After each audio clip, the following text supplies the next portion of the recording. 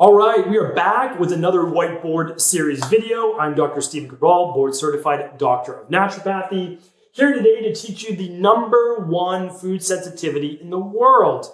This is literally the #1 that comes up for me on at-home functional medicine testing labs from an IgG perspective. That means not a digestive issue. This isn't a sensitivity that's going to cause bloating or cramping necessarily, or gas or loose stool, okay? This is actually a sensitivity from what's called an IgG, which means immunoglobulin G.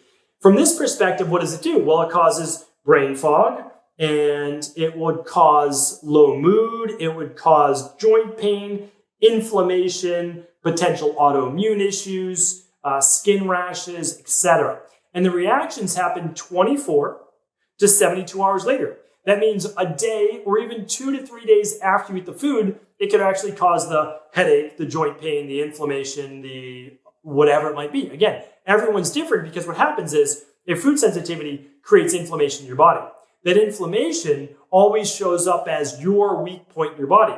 For me, it might show up as, some joint pain in my thumbs where I start to feel it first. For you, it might be a headache. Or for you, it might be a skin rash a couple of days later, and same for your kids as well. So let's take a look at it. Again, thousands upon thousands of labs I've run again, these are CLIA certified labs. They're not our labs. We do all third-party lab use, and these, again, are clinically verified, not just by myself, but by hundreds of others of my colleagues as well. I would say thousands of others of my colleagues. So let's get into it. #1 food sensitivity in the world is cow's milk. Dairy. Yes, there you have it. So I know a lot of people, it upsets them because they love cheese. And I get it. I understand. They like to put milk in their coffee. But here's what I want you to know is, again, you might say to yourself, well, it doesn't cause me gas. I don't have bloating. I don't have digestive issues when I take them in. I get it. I understand it. It's a valid point.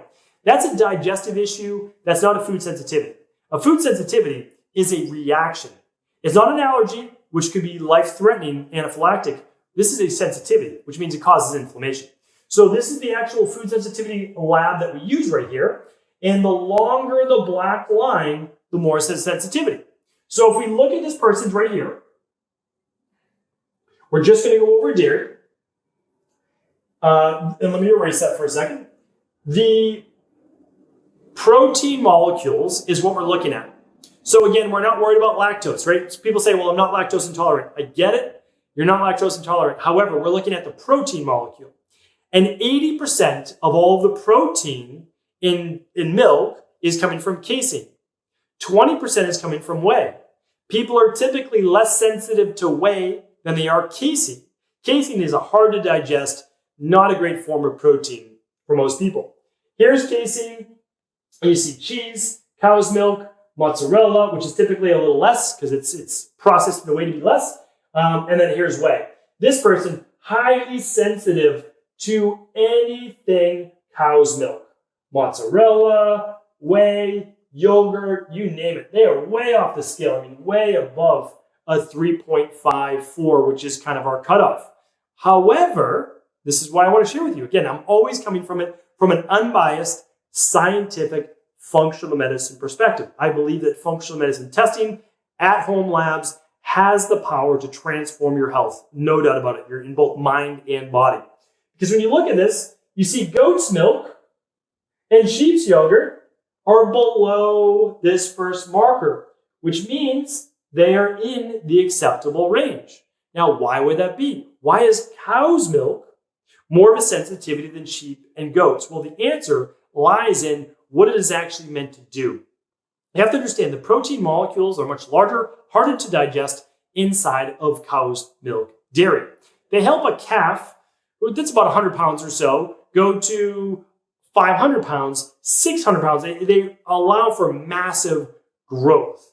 Sheep, goats, we're talking about what? At birth, I don't know, probably somewhere around 15, 20 pounds or so, and you're getting up to 100, 200 pounds or so. So we're not talking about the same massive growth. They are not as inflammatory and not as highly reactive within the body. Now, people might say to yourself, well, what if it's grass-fed versus conventional?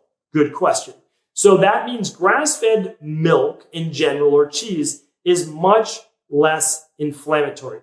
However, the same reactions will most likely be there because the protein strands are the same. The difference is the omega-6s to the omega-3s and a few other factors. That's why, again, what you want to think about is potentially switching to a nut milk. If you're okay with that in your coffee or your tea, switch to a coconut milk or an almond milk or Brazil nut milk, whatever you prefer, honestly, whatever you like. Or if you're still saying, I want to be able to enjoy some cheese, switch to a goat's or sheep's based cheese, and you'll be able to enjoy a lot of the same consistency and flavor without the inflammatory cow's milk. So hopefully this was helpful. If you want to run all of your own food sensitivities, almost 200 in all, and again, everybody has always one or two that they weren't expecting, head on over to eco.life/labs. And of course, you can run your own at-home food sensitivity test for you or anyone in your family. Take care. And if there's any follow-up questions, let me know. Feel free to post them right in the comments below.